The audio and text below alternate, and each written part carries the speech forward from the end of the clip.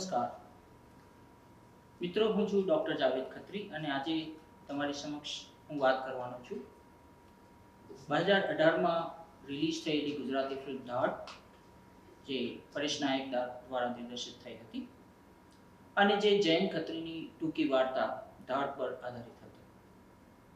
હું આ ટૂંકી વાર્તામાંથી જે ફિલ્મનું રૂપાંતર થયું એના વિશે વાત કરીશ. હું મારા સંદર્ભ માટે થોડાક મુદ્દા મારી પાસે છે જેને જોઈને હું વાત કરીશ. સાથે સાથે હું એ પણ કહી દઉં કે મને ગુજરાતીમાં લેક્ચર આપવાની આદત નથી, એટલે મારા ગુજરાતીમાં ઘણા બધા અંગ્રેજી શબ્દો આવી જશે. હું પ્રયત્ન કરીશ એને રોકવાનો અને નહીં રોકી શકું તો એને સમજાવવાનો. તો ચાલો આપણે શરૂ કરીએ વાત ધાડની. ગુજરાતી ફિલ્મ ધાડ, હું સ્પેસિફિકલી ફિલ્મનું નામ લઈ રહ્યો છું. હું વાર્તા અને ફિલ્મ બંનેનું સાથે નામ નથી લઈ રહ્યો, કારણ કે મારે ફિલ્મ વિશે વધુ વાત કરવી છે. હા, વાર્તાનો રેફરન્સ મળતો રહેશે. હું વાત કરવા માંગુ છું પરેશ નાયક દિગ્દર્શિત ફિલ્મ ધાડ, જે 2018માં રિલીઝ થઈ હતી અને આ ફિલ્મ જૈન ખત્રીની ટૂંકી વાર્તા પર આધારિત છે. ફિલ્મ કચ્છી નાયક ગેલાના જીવનની વાત લઈને આવે છે, પરંતુ આ ગેલાનું જીવન એક બહારના માણસ એટલે કે પ્રાણ જીવનના દૃષ્ટિકોણથી બતાવાયું છે. ફિલ્મમાં રામજી સૌંદરવાની સિનેમેટોગ્રાફી ખરેખર માણવા યોગ્ય છે, જે કચ્છની ભૂમિના બધા જ રંગોને છતા કરે છે. કે મેનન, નંદિતા દાસ, રઘુવીર યાદવ જેવા આંતરરાષ્ટ્રીય ખ્યાતિ પ્રાપ્ત કલાકારોએ સ્મરણીય અભિનય આપ્યો છે. આ લેક્ચરમાં હું સૌથી વધુ ભાર રૂપાંતરની પ્રક્રિયાને સમજવામાં કરીશ અને એના પાછળ જે અલગ અલગ થિયરીઝ કામ કરી રહી છે અને કઈ રીતે ફિલ્મ રૂપાંતરને જોવામાં આવે છે એના વિશે પણ વાત કરીશ. એટલે સૌપ્રથમ હું રૂપાંતરની પ્રક્રિયા અને ભાષાંતર એ બે વચ્ચેના સંબંધ વિશે વાત કરીશ અને ત્યારબાદ હું ફિલ્મ એડાપ્ટેશન એટલે કે ફિલ્મના રૂપાંતર, એક નોવેલમાંથી કે એક વાર્તામાંથી જ્યારે ફિલ્મ બનાવવામાં આવે છે તો અલગ અલગ વિચારકો, થિયરિસ્ટ એના વિશે શું કહે છે અને એને કઈ રીતે જુએ છે એના વિશે વાત કરીશ અને ત્યારબાદ હું આ ફિલ્મ વિશે વાત કરીશ. તો શરૂ કરીએ આપણે ભાષાંતર અને રૂપાંતરના સંબંધને સમજવાથી. તો રૂપાંતરની ક્રિયાને ભાષાંતરનો એક પ્રકાર માનવામાં આવે છે. રોમાન યાકોબ્સન જે પોતાનો લેખ લિંગ્વિસ્ટિક થિયરી ઓફ ટ્રાન્સલેશનમાં ભાષાંતરના 3 પ્રકારની વાત કરે છે. એમનો પહેલો પ્રકાર છે ઇન્ટરલિંગ્વલ ટ્રાન્સલેશન, એટલે કે એક ભાષામાંથી બીજી ભાષામાં કરાતા ભાષાંતરને ઇન્ટરલિંગ્વલ ટ્રાન્સલેશન કહેવાય છે, જેને આપણે સાદી ભાષામાં પ્રોપર ટ્રાન્સલેશન તરીકે પણ ઓળખીએ છીએ, કે જ્યાં બે ભાષાઓ સંકળાયેલી છે. એટલે કે અંગ્રેજીમાં કંઈક લખાયું છે ને જે આપણે ગુજરાતીમાં ટ્રાન્સલેટ કરી રહ્યા છે, ભાષાંતરિત કરી રહ્યા છે, તો ગુજરાતીમાં કંઈક લખાયું છે જેને આપણે અંગ્રેજીમાં અથવા હિન્દીમાં અનુવાદિત કરીએ. સો જેને રોમન યાકોબ્સન ઇન્ટરલિંગ્વલ ટ્રાન્સલેશન કહે છે. ભાષાંતરનો બીજો પ્રકાર યાકોબ્સનના મતે ઇન્ટ્રાલિંગ્વલ ટ્રાન્સલેશન છે, જ્યારે એક જ ભાષાની કૃતિને એ જ ભાષામાં ફરીથી ફેરફાર સાથે અથવા સરળ રીતે રજૂ કરવામાં આવે તેને ઇન્ટ્રાલિંગ્વલ ટ્રાન્સલેશન કહેવામાં આવે છે.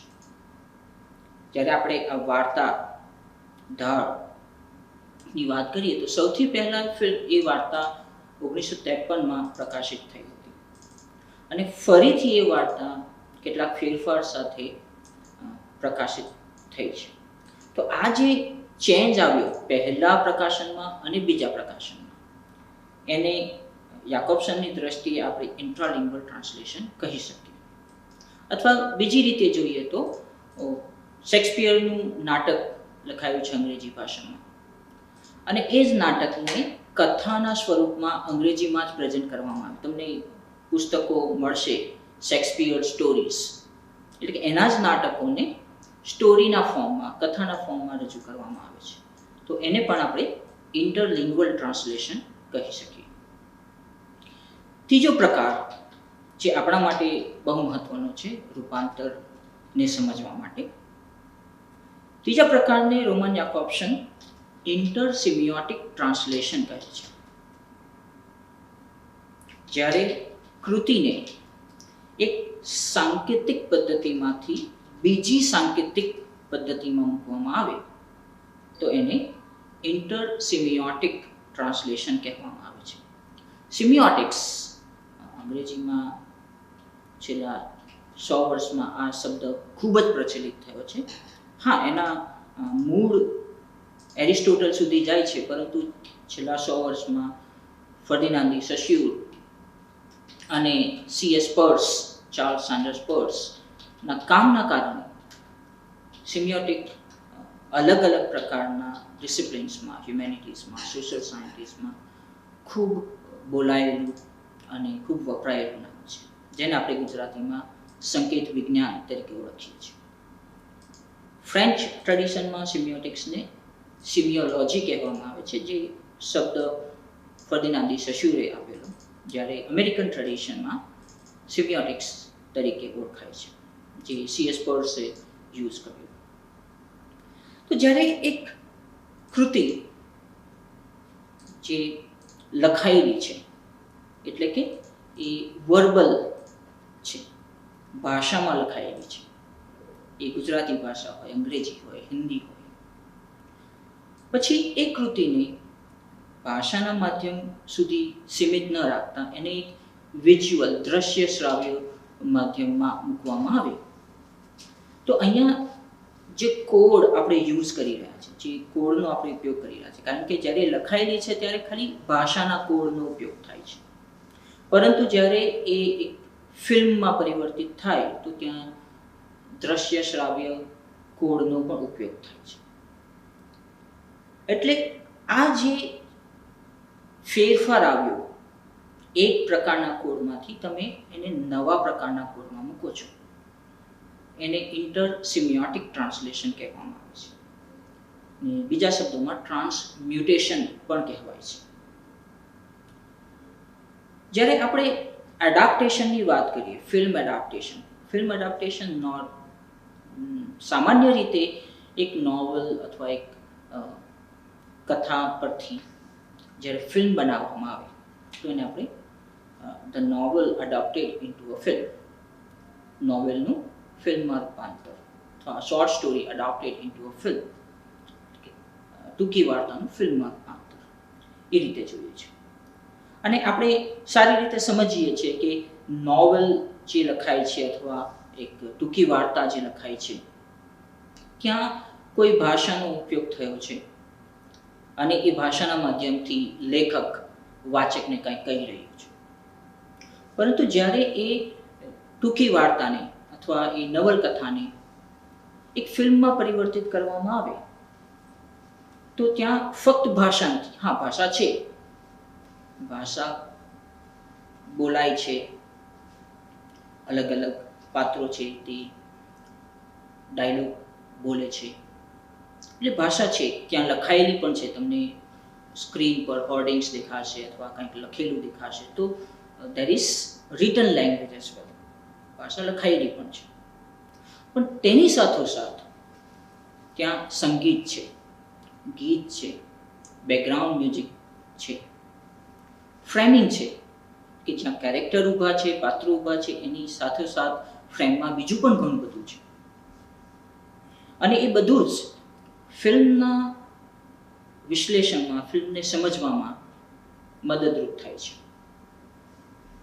અને જેના કારણે ફિલ્મ એક ભાષાનો વિનિમય ન રહેતા ત્યાં દ્રશ્ય શ્રાવ્ય જે કોડ છે તેનો અર્થ પણ બહુ મહત્વપૂર્ણ થઈ રહ્યો છે. એટલે આ જે ઇન્ટરસિમિયોટિક ટ્રાન્સલેશન, ટ્રાન્સમ્યુટેશન અથવા એડાપ્ટેશન, જેને આપણે ગુજરાતીમાં રૂપાંતર કહીએ છીએ, તો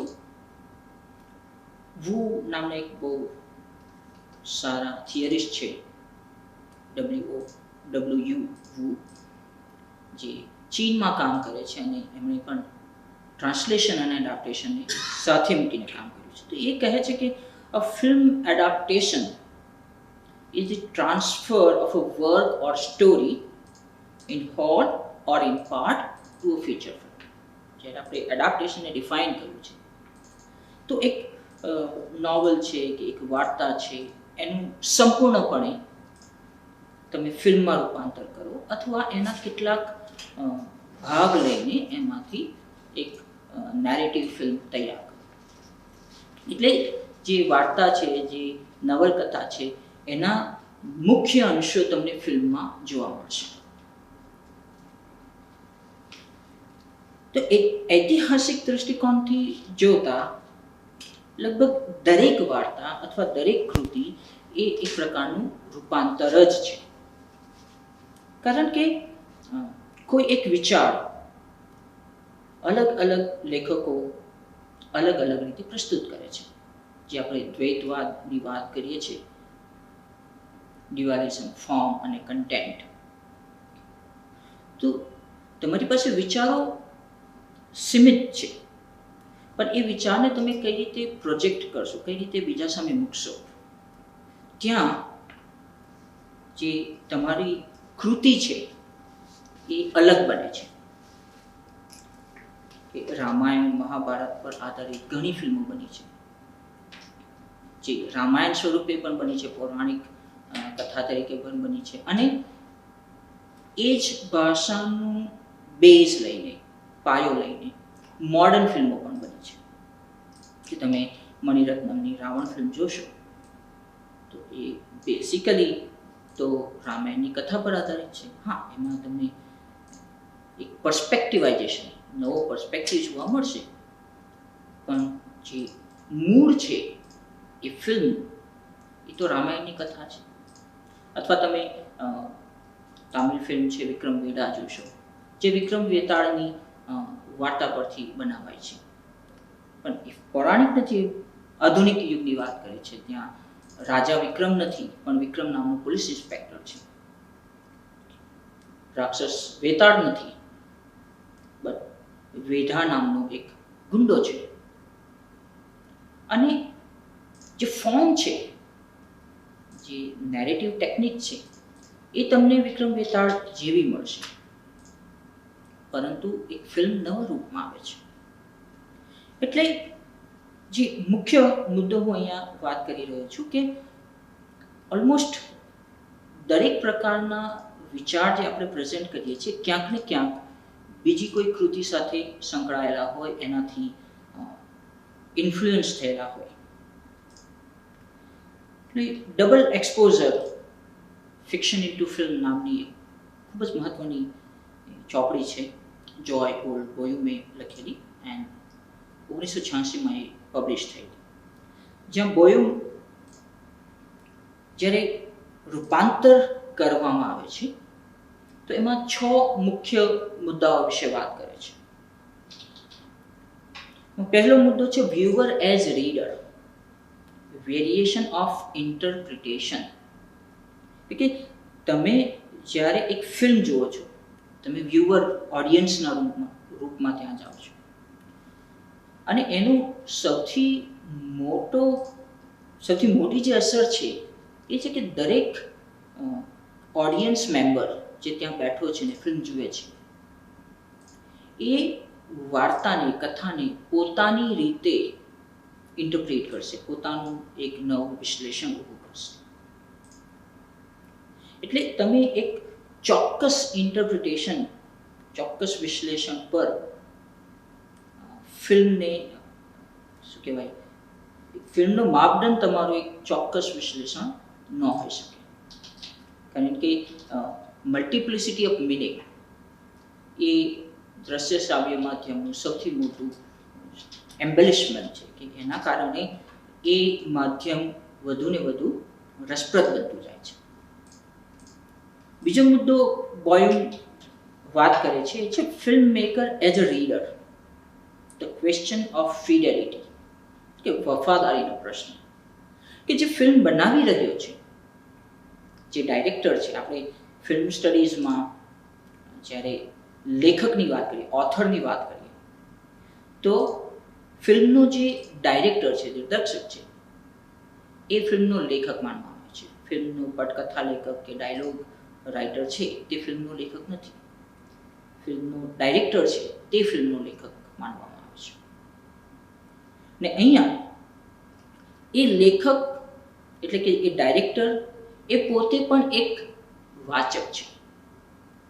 હું એક કૃતિ વાંચું છું અને એને એક પ્રકારે સમજું છું અને મારી એ સમજણને હું ફિલ્મમાં કન્વર્ટ કરું છું.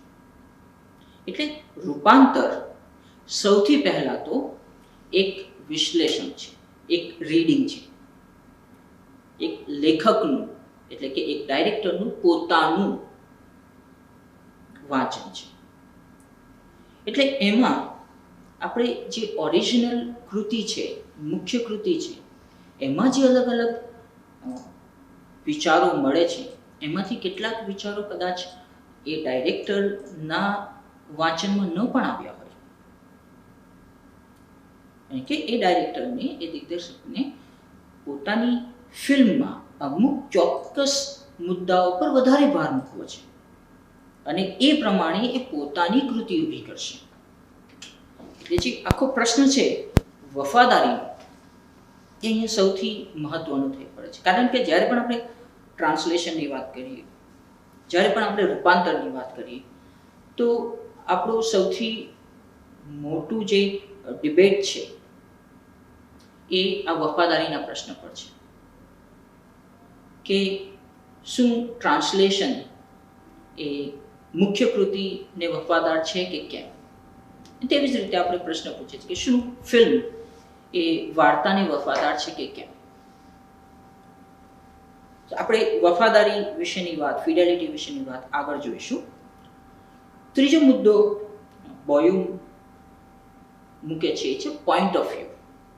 એટલે કે ડાયરેક્ટર જ્યારે ફિલ્મ બનાવી રહ્યો છે ત્યારે એક ચોક્કસ પોઈન્ટ ઓફ વ્યૂ, એક પર્સપેક્ટિવ, એક દૃષ્ટિકોણ લઈને ફિલ્મ બનાવે છે અને એ આખી ફિલ્મમાં તમને જોવા મળે છે. જેમ કે આપણે ધાડ ફિલ્મ વિશેની જ વાત કરીએ તો ધાડ વાર્તા આપણે જોઈએ છીએ કે પ્રાણજીવન જઈ રહ્યો છે ગેલાના ગામે અને એના મગજમાં જે ચાલી રહ્યું છે લેખક લખી રહ્યો છે ને એઝ અ એક વાચક તરીકે આપણે સભાન છે કે આ પ્રાણજીવનના શબ્દો છે, પ્રાણજીવન અહીંયા જઈ રહ્યું છે, પ્રાણજીવન આ જોઈ રહ્યો છે, આ અનુભવી રહ્યો છે. પરંતુ જ્યારે એની ફિલ્મ બને છે તો ફિલ્મ આપણે પ્રાણજીવનની આંખોથી નથી જોઈ શકતા. પ્રાણજીવન એક અલગ પાત્ર બને છે. એટલે જ્યારે આપણે ફિલ્મમાં એન્ટર થઈએ છીએ, હા, પ્રાણજીવનનો પોઈન્ટ ઓફ વ્યૂ છે, દ્રષ્ટિકોણ છે, પણ આપણે એક ઓડિયન્સ તરીકે ફિલ્મમાં એન્ટર થઈએ છીએ, જ્યાં આપણે પ્રાણજીવનને પણ એ જ રીતે જોઈએ છીએ અને ઘેલાને પણ એ જ રીતે જોઈએ છીએ. એ બંને પાત્રો છે. પરંતુ આમાં એક સૌથી મહત્વનું પાસું આ ફિલ્મમાં જે મને જોવા મળ્યું છે એ છે ઓડિયન્સ થિયરી. કે આપણે જ્યારે સિનેમા હોલમાં પ્રવેશીએ આ ફિલ્મ જોવા માટે, ફિલ્મ પડદા પર ચાલી રહી છે, આ એક એનોલોજી થઈ રહી છે કે જે રીતે પ્રાણજીવન ગેલાના ગામમાં પ્રવેશે છે, એક બહારના માણસ તરીકે ગામમાં આવે છે અને ગામમાં શું ચાલી રહ્યું છે એને એક બહારના માણસ તરીકે જ જોઈ રહ્યો છે. એટલે જે ઇન્ડિફરન્સ છે, જે ઓડિયન્સનું ઇન્ડિફરન્સ હતું સિનેમા પ્રત્યે એવું જ ઇન્ડિફરન્સ પ્રાણજીવનનું છે ઘેલાના જીવન અને ઘેલાના ગામ વિશે. ચોથો મુદ્દો બોયમ વાત કરે છે સ્ટાઇલ એન્ડ ટોન. એટલે કે જ્યારે એક વાર્તાને કથાને ફિલ્મમાં રૂપાંતરિત કરવામાં આવે તો કયા સ્ટાઇલમાં કઈ શૈલીમાં એ ફિલ્મને રજૂ કરવામાં આવશે. માની લો કે આપણે ઢાળ ફિલ્મની વાત કરીએ, ત્યાં એક થ્રિલર ટચ આપવાનો પ્રયત્ન થયો છે કે જે ઘેલાનું પાત્ર છે શરૂઆતથી એક રહસ્યમય પાત્ર તરીકે આપણી સામે રજૂ થયું છે અને ધીરે ધીરે એના પાત્રની અલગ અલગ જે વમળો છે ખુલતી જાય છે અને છેવટે આપણને ખબર પડે છે કે ઘેલો એક ધાડપાડું છે. હા, નામથી ફિલ્મના નામથી આપણને શરૂઆતથી ખબર છે કે ત્યાં ધાડ વિશેની વાત છે, પણ ઘેલો કયા પ્રકારનો માણસ છે એના વિશેની જે માહિતી છે તે આપણને એક પ્રેક્ષક તરીકે ધીરે ધીરે મળે છે. અને ટોનમાં ભાષાનો ઉપયોગ પણ મહત્વનો થઈ પડે છે. તમે જ્યારે વાર્તા વાંચશો તો વાર્તા તમને જે સ્ટાન્ડર્ડાઇઝ ગુજરાતી આપણે કહીએ એની ઘણી નજીક ગુજરાતીમાં લખાયેલી છે. જ્યારે ફિલ્મની ગુજરાતીમાં કચ્છી ગુજરાતીની મહેક એવા શબ્દો જોવા મળ્યા છે જે એક કચ્છી ટોન ઊભો કરે છે પ્રેક્ષકો માટે. એની પાછળ એક કારણ છે કે જ્યારે આપણે એક વાર્તા વાંચીએ છીએ એની સાથે સાથે એક ઇમેજિનેશન ક્રિએટ કરીએ છીએ અને વાર્તાને એ ઇમેજિનેશનમાં સમજીએ છીએ. પરંતુ જ્યારે આપણે ફિલ્મ જોઈ રહ્યા છીએ, ફિલ્મમાં આપણી પાસે જોવા માટે કાંઈક છે. એટલે આપણું ઇમેજિનેશન જે છે તે ખાલી એક કનેક્ટિંગ લેવલ પર થશે, પણ આપણે જે વાર્તા ચાલી રહી છે આપણી આંખો સામે એને બદલી નહીં શકીએ. એટલે જો તમારે કચ્છ વિશેની ફિલ્મ જોવી છે તો ત્યાં કચ્છ તમને દેખાવું જોઈએ, કચ્છ તમને સંભળાવવું જોઈએ. અને આ ફિલ્મમાં એ ખૂબ મજબૂત પાસું છે કે મ્યુઝિક, સંગીત ફિલ્મના ડાયલોગ, ત્યાં તમને એ કચ્છ દેખાય છે, સંભળાય છે, જે તમને ફિલ્મને એક ઓથેન્ટિસિટી આપે છે. પાંચમો મુદ્દો બોયમ રજૂ કરે છે મેટાફોર, સિમ્બોલ એન્ડ એલેગોરી. જ્યારે આપણે કંઈક લખીએ છીએ તો ત્યાં મેટાફોર, રૂપક ઊભા કરવા, પ્રતીક ઊભા કરવા એ કમ્પેરેટિવલી ફિલ્મના દ્રશ્ય શ્રાવ્ય માધ્યમના સંદર્ભે સહેલું છે. તો જે રૂપક, જે પ્રતીક વાર્તામાં છે, કથામાં છે, એ જ પ્રતીક તમને ફિલ્મમાં જોવા મળે છે. અને જોવા મળે છે તો એ વાર્તા જેટલા જ ઇફેક્ટિવ છે. અને જો નથી જોવા મળતા તો કેમ નથી જોવા મળતા? એ પ્રશ્ન એક રૂપાંતરની પ્રક્રિયામાં આપણે સમજવો પડે. જેમ આ પર્ટિક્યુલર કેસમાં ધાડ વાર્તા અને ફિલ્મમાં જયંત ખત્રી પોતાની વાર્તામાં ચેરિયાના ઝાડ વિશે વાત કરે છે. ઘેલો એ ઝાડ વિશે પ્રાણજીવનને સમજાવે છે. અને આ ઝાડ એ ખરેખર કચ્છી લોકોના પ્રતીક સમૂહ ત્યાં મૂકવામાં આવે છે. તો ત્યાં એ વસ્તુને ખૂબ ડિટેલમાં શું ખરેખર પ્રોસેસ થાય છે એ લખાયું છે કે એ બધું સમજાવે છે પ્રાણજીવનને. પણ જ્યારે તમે ફિલ્મ જુઓ છો ત્યારે હા, એ ડાયલોગ છે, ચેરિયાના ઝાડ વિશે વાત છે, પરંતુ જે ડિટેલિંગ તમને વાર્તામાં મળશે એ ડિટેલ્સ ફિલ્મમાં નથી. કારણ કે ફિલ્મમાં એ ઝાડ તમારી સામે મૂકી આપવામાં આવે છે. હવે તમે જે જોઈ રહ્યા છો એમાંથી તમારે સમજવાનું છે. તમને પાત્ર બધું કહે નહીં. અને છઠ્ઠો મુદ્દો ઇન્ટિરિયર્સ, થોટ, ડ્રીમ એન્ડ ઇન્ટરેક્શન્સ. એટલે કયા પ્રકારની ક્રિયા પ્રતિક્રિયા થઈ રહી છે. કઈ રીતે લખાયું છે અને કઈ રીતે એ તમારી સામે ફિલ્મમાં મૂકવામાં આવ્યું છે, એ બંને વચ્ચેનો જે ભેદ છે એ પણ સમજો. જો તમે ફિલ્મને ધ્યાનથી જોશો તો ફિલ્મમાં મોગીનું પાત્ર છે એ ખૂબ સશક્ત અને એને ઘણો બધો સ્ક્રીન ટાઈમ મળ્યો છે, જ્યારે વાર્તાની મોગી પાસે એટલો સમય નથી મળતો. તો કેમ અહીંયા તમારે મોગીના પાત્રને વધારે મજબૂત કરવું પડ્યું? વત્તા કેટલાક બીજા પાત્રો પણ ઉમેરાયા છે. તો એ જે નવા પાત્રો ઉમેરાશે તો એમનું મુખ્ય કાર્ય શું, એમનું ફંક્શન વાર્તાના નેરેટિવમાં છે જ નહીં, ફિલ્મના નેરેટિવમાં પ્રવેશ્યા તો એ કેમ આવ્યા અને એમનાથી ડાયરેક્ટર શું કામ લેશે? તો તમે ધ્યાનથી જોશો તો ખ્યાલ આવશે કે ઘેલાનું જે ચરિત્ર છે એ આ બધા પાત્રોએ બનાવ્યું છે.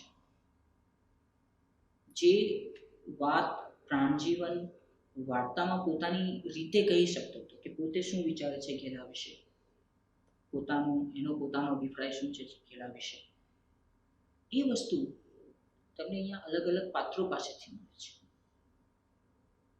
ઘેલાની બંને પહેલી પત્નીઓ ત્યાં છે, ઘેલાનો એક મિત્ર છે ફિલ્મમાં, જ્યારે વાર્તામાં 3 મુખ્ય પાત્ર છે, ઘેલો, મોગી અને પ્રાણજીવન, અને 3 બીજા પાત્રો તમને છેલ્લા ક્લાઇમેક્સમાં જોવા મળે છે, શેઠજી, શેઠાણી અને એમની દીકરી.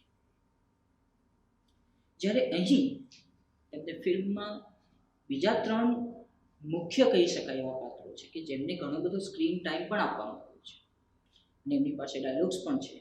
અને ઇનફેક્ટ ઓપનિંગ સીન જે છે ફિલ્મનું એ રઘુવીર યાદવ પર શરૂ થાય છે, જે ઘેલાનો મિત્ર છે. અને આ પણ એક બહુ સરસ રમત છે જે મોટાભાગે ફિલ્મોમાં તમને જોવા મળશે, જે નેરેટિવ ટેકનિક છે કે જે છેલ્લો સીન છે એ તમને પહેલા મૂકી આપવામાં આવે કે જેથી કરીને તમારું એક ફિલ્મ અને નેરેટિવ પ્રત્યેની એક કે આગળ શું થશે, આવું કેમ થયું હશે, છેવટે આ કન્ક્લુઝન પર કઈ રીતે પહોંચ્યા હશે, એ તમારા મગજમાં એ પ્રશ્નો થાય અને પછી ધીરે ધીરે તમને વાર્તા ત્યાં સુધી લઈ જાય. તમને અંત ખબર છે, આરંભ પછી તમને એ અંત સુધી પહોંચાડે. આ જે અલગ અલગ મુદ્દાઓ છે કે તમે એક વાર્તાને લો છો ને એના પરથી ફિલ્મ બનાવો છો, તો આ મુદ્દાઓ ક્યાં અને કેવી રીતે ફિલ્મ મેકિંગમાં, ફિલ્મ બનાવવાની ક્રિયામાં અને પછી ફિલ્મ ઇન્ટરપ્રિટેશન, ફિલ્મને સમજવામાં તમને મદદ કરે છે. બિફોર એટલે હું વાર્તા અને ફિલ્મ પર જાઉં ત્યાર પહેલાં મારે એડાપ્ટેશન થિયરી વિશે થોડી ડિટેલમાં વાત કરવી છે. અલગ અલગ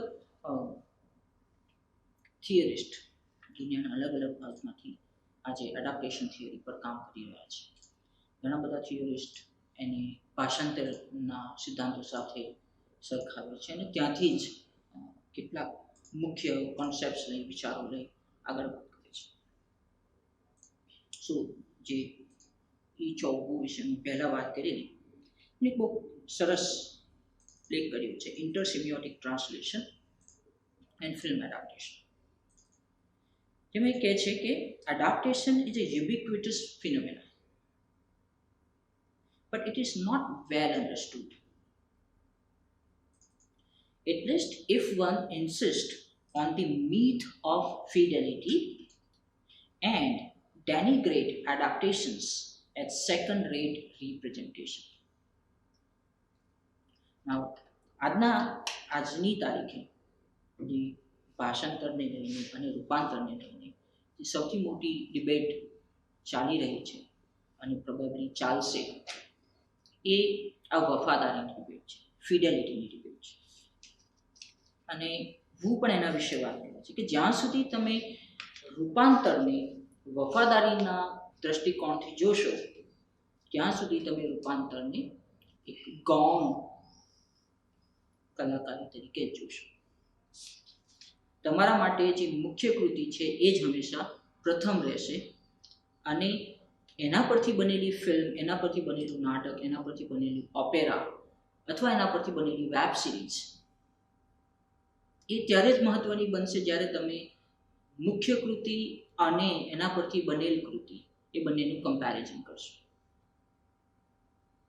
તમે જે રૂપાંતરિત કૃતિ છે એના પોતાના સ્વતંત્ર જે અસ્તિત્વ છે એના વિશે ક્યારેય વાત નહીં, અને એ સ્વતંત્ર અસ્તિત્વ સાથે એ કૃતિ નવું શું લઈને આવી એના વિશે પણ આપણે વાત નહીં.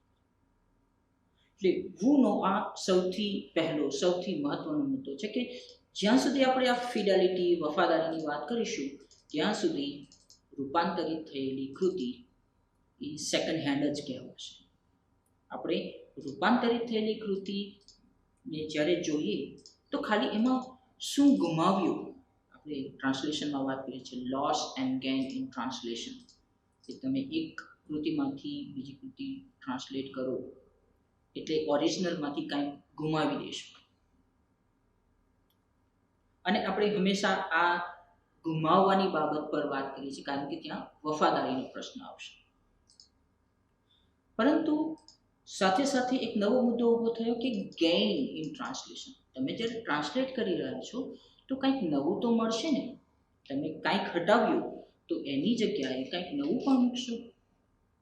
એ કૃતિને વધારે મજબૂત કરવા, એ કૃતિને વધારે રસપ્રદ બનાવવા માટે તમે કંઈક તો કરશો.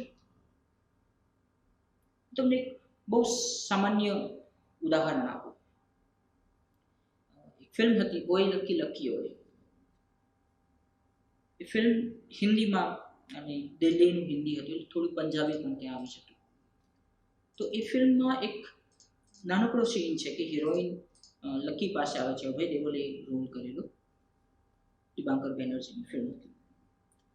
તો એ ત્યાં આવે છે ને કહે છે કે તુમ अपने आप को समझते क्या हो. તો પેલો જે હીરો છે થોડું વિચારીને પછી કહે છે વિનોદ ખન્ના. બહુ સામાન્ય ડાયલોગ છે, આમાં કોઈ બહુ મોટી વાત નથી, આપણને મજા આવશે એ ડાયલોગ સાંભળવામાં. પરંતુ જ્યારે આનું ટ્રાન્સલેટ થયું, સબટાઇટલિંગ થયું, સબટાઇટલિંગ ઇંગ્લિશમાં થયું અને ઇંગ્લિશ ઓડિયન્સ માટે થયું, તો ત્યાં જ્યારે આ પ્રશ્ન પૂછવામાં આવ્યો what do you think of your self, normally આપણે એવું કહીએ કે જે પ્રોપર નાઉન હોય, જે નામ હોય એ ટ્રાન્સલેટ નથી કરાતા. તો એ કારણ એ પર્ટિક્યુલર સંદર્ભમાં વિનોદ ખન્ના જ મુકાવવો જોઈએ. વિનોદ ખન્ના તો પ્રોપર નામ છે, એક્ટર છે, ઇન્ડિયામાં બધા ઓળખે છે એમને. પરંતુ ઇન ઇંગ્લિશ ટ્રાન્સલેશન એનું નામ બની ગયું ક્લિન્ટ ઇસ્ટવુડ. વિનોદ ખન્નાને ક્લિન્ટ ઇસ્ટવુડ નામથી ટ્રાન્સલેટ કરવા. હવે અહીંયા એક સમજવા જેવી બાબત છે કે તમારું જે ટ્રાન્સલેશન થઈ રહ્યું છે એ તમારા ઓડિયન્સને ધ્યાનમાં લઈને થઈ રહ્યું છે. તમારી કૃતિ, જે મુખ્ય કૃતિ આપણે કહીએ છીએ, સોર્સ ટેક્સ્ટ આપણે કહીએ છીએ, એ મહત્વની છે. એનો અર્થ જે ટાર્ગેટ ટેક્સ્ટ છે એમાં મળવો જોઈએ. તો અહીંયા એક નવા પ્રકારનું બેલેન્સ ઊભું કરવામાં આવ્યું કે વિનોદ ખન્ના ખૂબ જાણીતા એક્ટર છે, પરંતુ એ એટલા મોટા એક્ટર નથી ભારતમાં જેવા આપણે અમિતાભ બચ્ચનને ગણીશું. તો એની સામે નવું નામ એવું જ મૂકવામાં આવ્યું ક્લિન્ટ ઇસ્ટવુડ. હા, બહુ ફેમસ એક્ટર છે, પરંતુ એ રોબર્ટ ડી નીરો નથી. એટલે આ જે બેલેન્સ છે એ તમારું અર્થ છે એનું સાતત્ય જાળવવા માટે બદલાયું, પરંતુ ત્યાંના કોન્ટેક્સ્ટમાં, ત્યાંના સંદર્ભમાં એ એટલું જ મહત્વનું રહ્યું. એટલે અહીંયા જે ટ્રાન્સલેટર છે, જે રૂપાંતરિત કરી રહ્યો છે, એની કલા તમારી સામે આવે છે કે એની પાસે એક ટેક્સ્ટ છે, કૃતિ છે જોવા માટે, પરંતુ એના કરતાં મોટી વસ્તુ એની સામે એક ઓડિયન્સ છે. અને એ ઓડિયન્સ આ કૃતિનો સ્વીકાર કરશે કે નહીં કરે એ સૌથી મોટો મુદ્દો છે. અને ફિલ્મ મેકિંગ એ એક કે કોમર્શિયલ પ્રોજેક્ટ છે.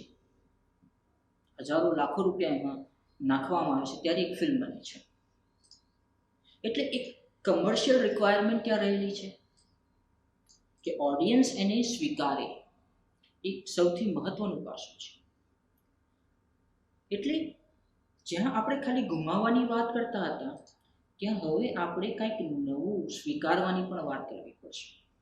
અને એના કારણે તમે જ્યારે ધાડ કૃતિને જુઓ છો તો કૃતિને લઈને તમે જો સ્ક્રિપ્ટ તૈયાર કરશો તો વધારેમાં વધારે 6 થી 7 સીન તમે ડેવલપ કરી શકશો. વાર્તા એટલી જ છે, એમાં વધારે દ્રશ્યો નથી.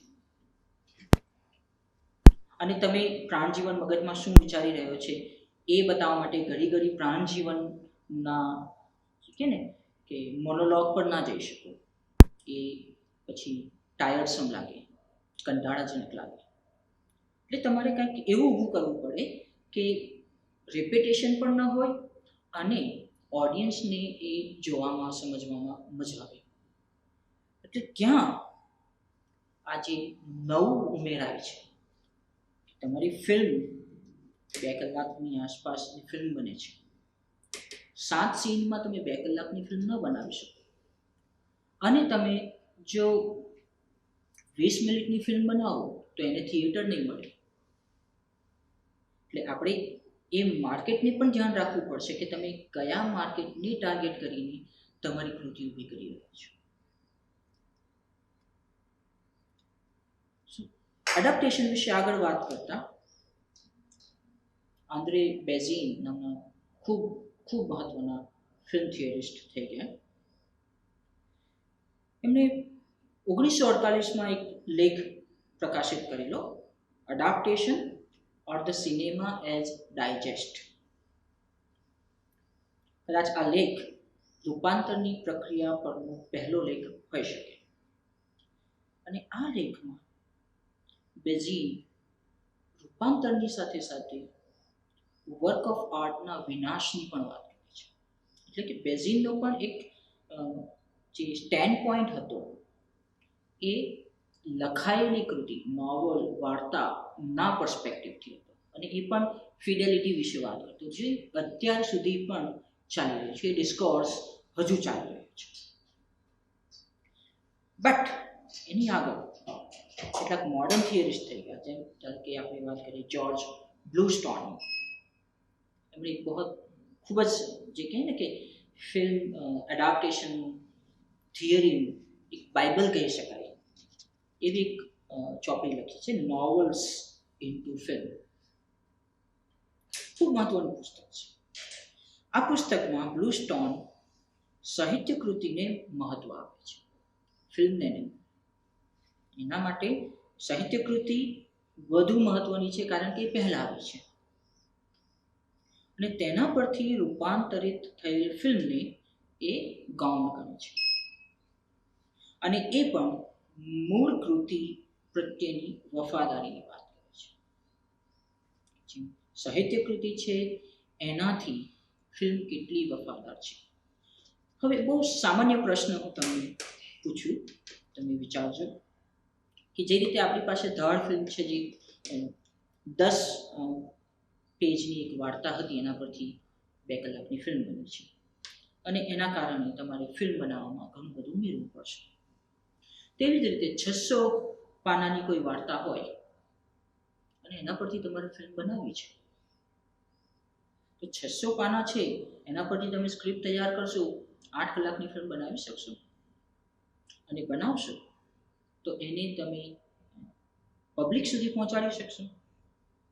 હમણાં જ 6 મહિના પહેલાં જ આપણે એક મુદ્દો ચાલ્યો હતો કે જસ્ટિસ લીગ ફિલ્મ આવી હતી 10 વર્ષ પહેલાં. અને એ ફિલ્મ માંડ 2 કલાક અને 12-15 મિનિટની ફિલ્મ હતી. જ્યારે ડાયરેક્ટરે હવે એનો નવો કટ, ડાયરેક્ટર્સ કટ કહેવાય છે ને, એ રિલીઝ કર્યું, જે 4 કલાકની ઉપરનો છે, એને થિયેટર નથી મળ્યા, એને ઓટીટી પ્લેટફોર્મ પર જ જોવું પડ્યું. તો આ જે ફેરફાર આવ્યો છે કે એક વાર્તા પરથી તમે ફિલ્મ બનાવો છો તો તમારે ઉમેરવું પડશે, એક નવલકથા પરથી ફિલ્મ બનાવો તમારે કંઈક ઘટાડવું પડશે. તો આ મુદ્દા પર બ્રાયન મેકફાર્લેન એક પુસ્તક લખે છે, નોવેલ ટુ ફિલ્મ્સ. અને મેકફાર્લેન આ વફાદારીના પ્રશ્ન પર જ પ્રહાર કરે છે. એ કહે છે કે વફાદારીના પ્રશ્ન રૂપાંતરની પ્રક્રિયાને વધુ સંકુલ બનાવે છે. આ એક પ્રશ્નના કારણે જે રૂપાંતરની પ્રક્રિયા થઈ રહી છે એને પહેલી વસ્તુ તો ગૌણ તરીકે જોવામાં આવે છે, બીજી વસ્તુ કે જે ડાયરેક્ટર્સ આ કામ કરી રહ્યા છે એમનું કામ થોડું વધારે મુશ્કેલ થઈ રહ્યું છે, કારણ કે એમના ઉપર એક દબાણ હોય છે કે મુખ્ય કૃતિ સાથે એમને વફાદાર રહેવાનું છે. તો આની સામેનો જે એમની આર્ગ્યુમેન્ટ છે એમાં એ ઇન્ટરટેક્સ્ચ્યુઆલિટીની વાત કરે છે. એક કૃતિના બીજી કૃતિના રૂપાંતરમાં ઇન્ટરટેક્સ્ચ્યુઆલિટી વધુ મહત્વ આપે છે. એટલે કે તમે જ્યારે દેવદાસ નોવેલ વાંચો છો અને દેવદાસ ફિલ્મ જુઓ છો તો ફિલ્મને સમજવામાં તમને નોવેલ મદદરૂપ થશે અને ઘણી જગ્યાએ નોવેલને સમજવામાં તમને ફિલ્મ મદદરૂપ થશે. જે રીતે અહીંયા ફિલ્મ ધાડમાં જ્યારે મેં પહેલી વખત ફિલ્મ જોઈ હતી તો ત્યાં આજે વૃક્ષ વિશે ઘેલો વાત કરે છે ચેરિયાની, એ મને ફિલ્મ જોતા નથી સમજાય. ફિલ્મ 2 વખત જોઈ, 3 વખત જોઈ, મને તે વખતે એનો કોઈ જ અર્થ નહોતો મળ્યો. હા, મારા માટે તે વખતે વધારે મહત્વનું થઈ ગયું હતું ઘેલાનો ડાયલોગ, જેના પર ફિલ્મ શરૂ થાય છે. ફિલ્મ ડાયલોગ હતો કે તાકાત ખપે ભાઈબંધ, બાવડામાં તાકાત ખપે. આ ડાયલોગ ફિલ્મમાં 3 વખત આવે છે. એટલે ઓબ્વિયસલી કોઈ વસ્તુ રિપીટ થઈ હોય અને બહુ જ ઇમ્પોર્ટન્ટ મહત્વના સમય પર એને બોલાવવામાં આવી હોય તો એનું કોઈ ચોક્કસ હેતુ હશે. અને હું એ ડાયલોગને સેન્ટરમાં રાખીને ફિલ્મને ઘણી વખત જોઈ અને મને આ જે ચેરિયાના વૃક્ષનું પ્રતીક છે એના પર મેં ધ્યાન નહીં આપ્યું. જ્યારે મેં વાર્તાઓ વાંચી ત્યારે મને ખ્યાલ આવ્યો કે ચેરિયાનું વૃક્ષ અને આ ડાયલોગ બંને એક સાથે જઈ રહ્યા છે, બંને એકબીજાના કોમ્પ્લિમેન્ટરી છે. એક આખો મોટો પ્રતીક ઊભું થઈ રહ્યું છે ત્યાં, જે પ્રતીક કચ્છના લોકો માટે ઊભું કરાયું છે. તો વસ્તુ ત્યાં મેકફાર્લેન મૂકે છે કે ઇન્ટરટેક્સ્ચ્યુઆલિટી, તમે બંને ટેક્સ્ટને, બંને કૃતિઓને વધુ સારી રીતે સમજી શકો.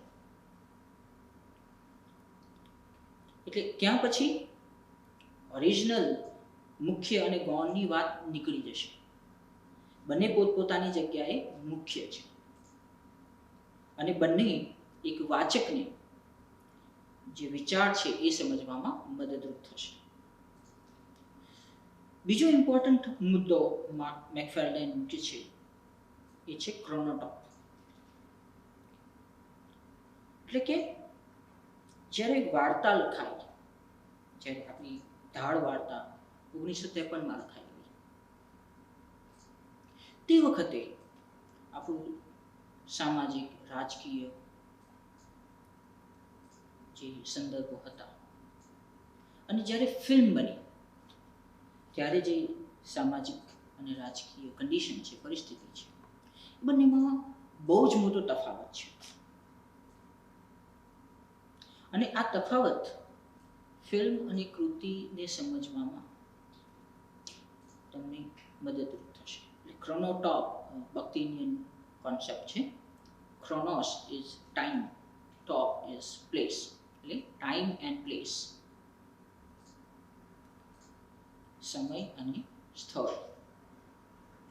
આનું તમને બહુ જ સારું ઉદાહરણ જોવું હોય રૂપાંતરના દ્રષ્ટિકોણથી તો દેવદાસ ફિલ્મ અને દેવદાસ નોવેલ અને દેવડી ફિલ્મ. દેવડી ફિલ્મ આમ દેવદાસની કથા પરથી છે, પરંતુ ત્યાં ના તો કલકત્તા છે, ના દેવદાસ છે, ત્યાં દેવડી છે, પંજાબી છે. તમને પંજાબ અને દિલ્હી બતાવવામાં આવે છે. એમના નામો બદલાઈ ગયા છે. ચંદ્રમુખી નથી, ત્યાં ચંદા છે. પાર્વતી નથી, ત્યાં પારો છે. ચુન્નીલાલ નથી, ત્યાં ચુન્ની છે. અને એક આખો આધુનિક યુગ તમારા દેવદાસને એમને આધુનિક બનાવી દીધું છે. એટલે એની સમસ્યાઓ પણ આધુનિક છે. એના જે ડાયરેક્ટર છે અનુરાગ કશ્યપ, એને ઇન્ટરવ્યુમાં કહેલું કે જ્યારે દેવદાસની ટ્રેજેડી લખાઈ ત્યારે મીન્સ ઓફ કમ્યુનિકેશન બહુ લિમિટેડ હતા. તમારે કોઈની સાથે વાત કરવી, માણસ તમારાથી દૂર હોય તો તમારે કાગળ લખવો પડતો. કાગળ 15, 20, 25 દિવસે પહોંચતો, પછી ત્યાંથી જવા માટે. એટલે જે કમ્યુનિકેશન હતું એ ખૂબ અઘરું હતું. વત્તા તે વખતે જે ક્લાસ સિસ્ટમ અને કાસ્ટ સિસ્ટમ હતી તે પણ ખૂબ પાવરફુલ હતી. આજે પણ છે, પણ એટલી પાવરફુલ નથી. આપણે મોડર્નિટીની વાત કરી રહ્યા છીએ, પણ એના કરતાં મોટી વાત કે આજે કમ્યુનિકેશન ઇઝ અબન્ડન્સ. તમારી પાસે મોબાઈલ છે, તમારી પાસે ઇન્ટરનેટ છે. તમે ફિલ્મમાં જોયું હોય, દેવડી ફિલ્મમાં તો હિરોઈન છે તે દેવડી સાથે યાહુ પર ચેટ કરે છે. એને પોતાની પિક્ચર્સ, પોતાની તસવીરો શેર કરે છે. તો they are constant in contact. એ લોકો SMS કરી રહ્યા છે, ઇન્ટરનેટ પર વાત કરી રહ્યા છે, ફોન પર વાત કરી રહ્યા છે. કમ્યુનિકેશન હતું. પણ આજે તમારો એના કરતાં મોટો મુદ્દો, એના કરતાં મોટી સમસ્યા હતી ઈગો. દેવનો ઈગો. ઇવન દેવના જે પિતા હોય છે તે દેવને પોતે કહે છે કે મારે તારું લગ્ન પારો સાથે કરાવવું હતું, પણ તારો ટેસ્ટ ખરાબ થઈ ગયો છે. જ્યારે દેવદાસની ફેમિલી સૌથી મોટો મુદ્દો હતો. તો આ જે ચેન્જીસ થઈ રહ્યા છે એને ક્રોનોટોપના લેવલ પર જોવા પડે. સમય અને સ્થળ બદલાઈ ગયું. તેવી રીતે દાળમાં કયો સમય હતો અને આજે આપણે કયા સમયમાં ફિલ્મ જોઈ રહ્યા છીએ. 2018માં જ્યારે ફિલ્મ રિલીઝ થઈ ત્યારે કચ્છને એક ટુરિસ્ટ સ્પોટ બનાવી દેવામાં આવ્યું છે.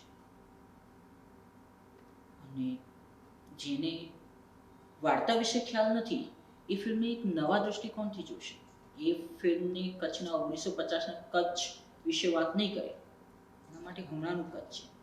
કદાચ એ કચ્છના રણોત્સવમાં ગયો હોય અને ત્યાંના એના જે અનુભવો હોય એની સાથે આને કમ્પેર કરશે. એટલે chronotopic analysis supports multi-modal representations and interpretations of text. કારણ કે જે ક્ષણે તમે ટેક્સ્ટને એક સ્થળ કાળમાંથી લઈને બીજા સ્થળ કાળમાં મૂકો, તમારા મોડાલિટીઝ બદલાઈ જશે. એટલે તમારે એને અલગ રીતે જોવું પડશે. Literary or filmic, since each of them produces meaning from its own distinct context, its time and space. Robert Stam is a very important film theorist, academician, and he teaches in Oxford. અને એના પુસ્તકો આપણે text books તરીકે use થાય છે. એ પણ ક્રોનોટોપને સાથે રાખીને રૂપાંતરની વાત કરી છે. તો હવે ધડ ફિલ્મ પર આવીએ કે જ્યાં ફિલ્મનું એક સૌથી મહત્વનું પાસું એ હતું કે એને કચ્છની ધરતીનું એક દસ્તાવેજીકરણ કરી નાખ્યું. કે આજે કોર્પોરેટ્સ કચ્છમાં પ્રવેશી રહ્યા છે અને કદાચ થોડા વર્ષોમાં કચ્છની શકલ બદલાઈ જશે. એટલે ફિલ્મના પ્રતીકો, સિમ્બોલ્સ વિશે લખતા શાહ કહે છે કે મૂળ વાર્તાની પ્રતિકાત્મકતાનો વિસ્તાર થાય છે. ફિલ્મમાં મૂળ વાર્તાની જે પ્રતિકાત્મક છે એને વિસ્તરિત કરવામાં આવે છે. સૌથી મોટો સિમ્બોલ છે ઘેલો, જેને લીધે ફિલ્મમાં ઘેલો કચ્છની ધરતી સંસ્કૃતિના પ્રતીક રૂપે સ્પષ્ટપણે ઉપસી આવે છે. બીજા શબ્દોમાં કહીએ તો ઘેલો કચ્છની ધરતી જેવો જ મોહક, ક્રૂર ને ન પાણ્યો છે. ને બીજી તરફ દાજી શેઠનું પાત્ર આધુનિક અર્થવ્યવસ્થાના પ્રતિનિધિ સ્વરૂપ છે. શોષણખોર, રંગહીન પરંતુ ફળદ્રુપ, જે ઘેલા પાસે નથી, જે કચ્છ પાસે નથી, કે દાજી શેઠ પાસે છે, જે કોર્પોરેટ પાસે છે. પોતાનો વંશવેલો આગળ ધપાવી શકનાર કોર્પોરેટ્સ.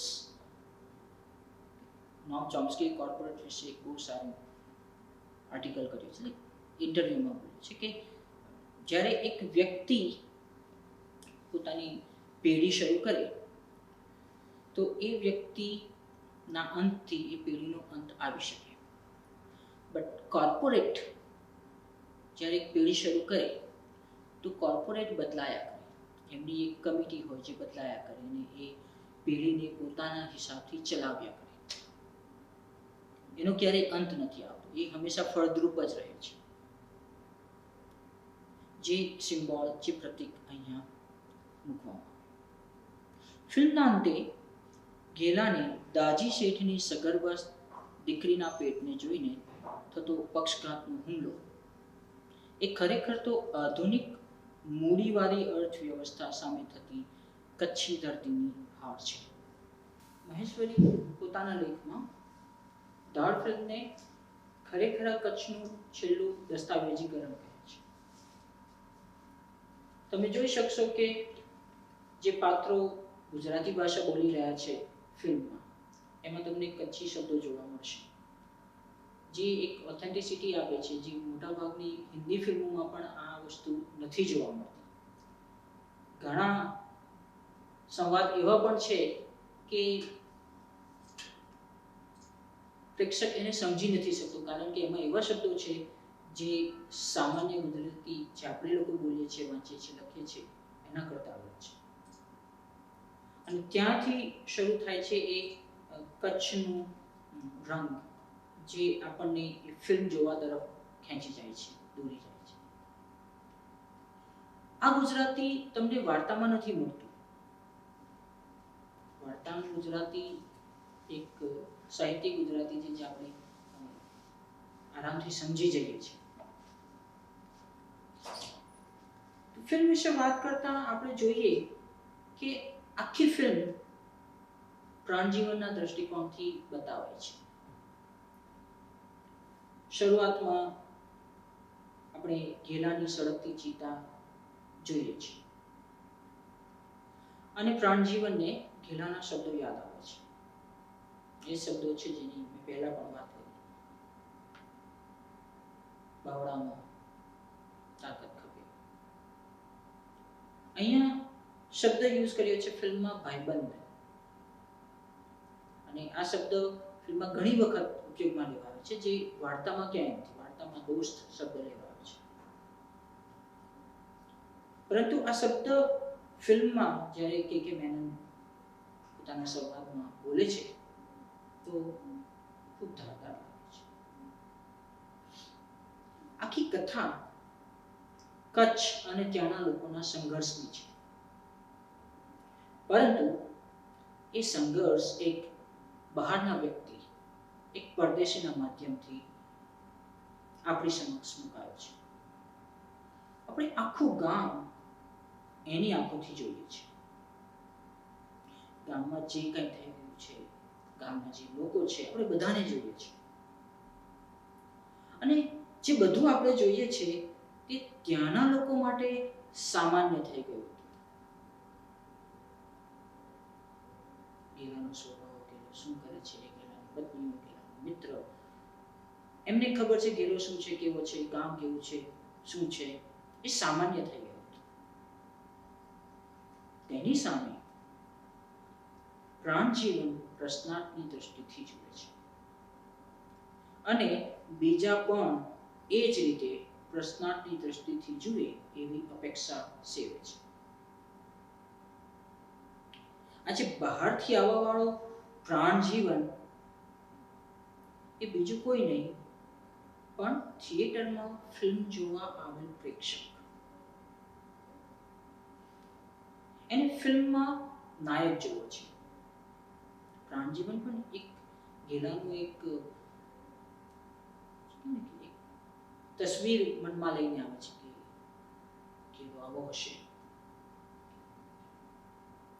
પ્રેક્ષકને પણ ફિલ્મમાં નાયક જોવો છે, નાયિકા જોવી છે અને દરેક સમસ્યાઓનો સુખદ અંત જોવો છે.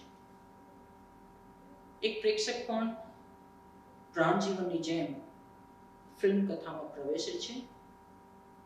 એનામાં ગેલો એક નાયક છે, પરંતુ કથા જેમ જેમ આગળ વધે છે એમ ખ્યાલ આવે છે કે ગેલો નાયક નથી, પરંતુ બધા જ ગુણ અવગુણથી ભરેલો સામાન્ય માણસ છે. નાયકની આખી વિભાવના અલગ છે. ગેલો એ વિભાવનામાં ફિટ નથી થતો. એ સામાન્ય માણસ છે જેનો સંપૂર્ણ સંઘર્ષ એ અસ્તિત્વનો છે અને પ્રેક્ષક એ લડતનો સાક્ષી બને એ સંઘર્ષમાં રોજના જે દાળ રોટલી રળવાની છે ત્યાંથી લઈને સંતાન પ્રાપ્તિ સુધીની ઈચ્છાઓ ફેલાયેલી છે. ગેલાનો ગુસ્સો અને સ્વભાવ એની ઓળખ છે જે પ્રેક્ષકો યાદ રાખશે. તમે જ્યારે થિયેટર છોડી દેશો ત્યારે પણ તમને ગેલાનો એ સ્વભાવ યાદ રાખશે. આજે મેં ફિલ્મ જોઈ 3-4 મહિના થયા હશે પણ મને હજુ એનો ડાયલોગ યાદ છે. જે કુમારીથી એ વાત કરે છે, કુમારી મને યાદ છે અને એ પ્રેક્ષકો પોતાની સાથે લઈને જશે અને પ્રેક્ષકો યાદ રાખશે. એનો અર્થ શું થયો? પરોક્ષ રીતે ગેલો અસ્તિત્વમાં રહેશે. પ્રાણજીવન આખા ગામમાં ફરે છે, બધાને મળે છે, ગેલાની આગલી પત્નીઓને મળે છે. એની પાસે ભાગી જવાનો મોકો હોવા છતાં પણ એ ધારમાં જોડાય છે, કારણ કે પ્રેક્ષકો પણ એ ધારના સાક્ષી બનવા આવ્યા છે. ફિલ્મનું શીર્ષક છે ધાર. એ એક વસ્તુ પોતાના મગજમાં લઈને પ્રેક્ષક થિયેટરમાં પ્રવેશે છે. પ્રાણજીવન મોગીને તો ત્યાં સુધી કહે છે કે ના, પણ ગેલો એવો માણસ છે એવું માનવા મારું મન રાજી જ નથી.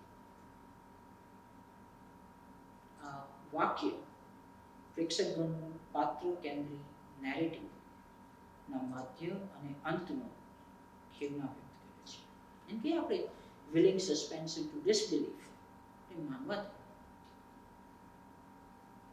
કેટલીક વસ્તુ આપણને દેખાય છે પણ આપણે એને માનવા માટે સંપૂર્ણ તૈયાર નથી ને કેટલીક વસ્તુઓ ન માની શકાય એવી હોય છે ને તેમ છતાં આપણે માનીએ છીએ.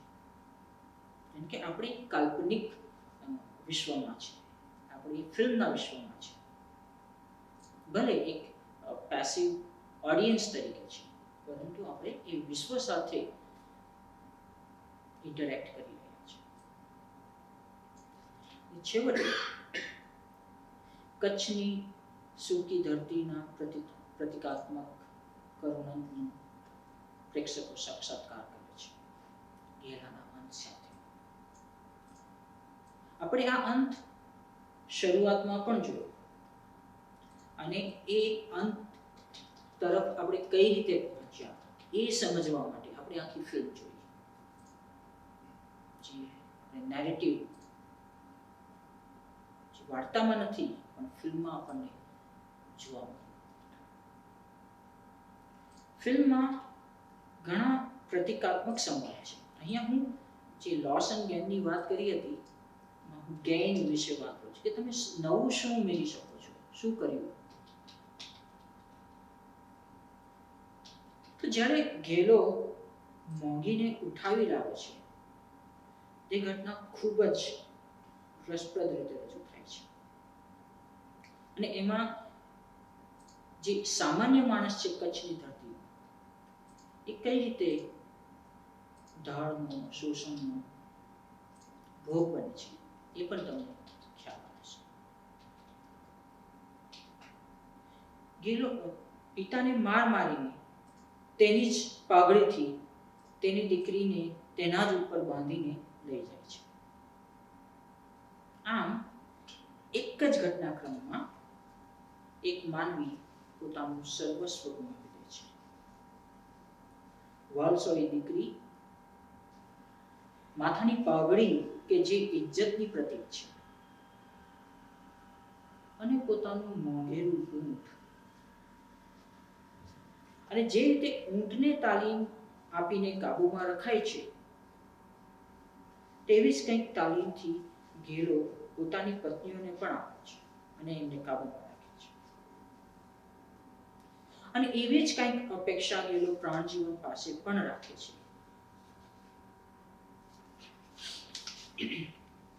એક સમયે તો ઘેલો કહે પણ છે કે મને રાડો પાડતી બાયડી કે રાડો પાડતો સાંડિયો ન ખપે. જે એક જ શ્વાસે માણસ અને પ્રાણીને એક હરોળમાં મૂકી દે છે. ધ ફિલ્મમાં જે સૌથી મહત્વનો ડાયલોગ સંવાદ મુકાયો છે, જે ઘેલા દ્વારા બોલાય છે, એ ડાયલોગ શરૂઆતમાં સૌથી પહેલી ફ્રેમ જ્યાં ઘેલાની ચિતા સળગે છે અને પ્રાણજીવનને એના શબ્દો યાદ આવે છે. તાકાત ખપે ભાઈબંધ, પાવડામાં તાકાત ખપે. દુકાળમાં ટકવું અઘરું છે ભાઈબંધ, આપણાથી વધારે તાકાતવાળા હોય તો એનાથી વધારે તાકાત બતાવવી ખપે. માથા ભારે થવું પડે.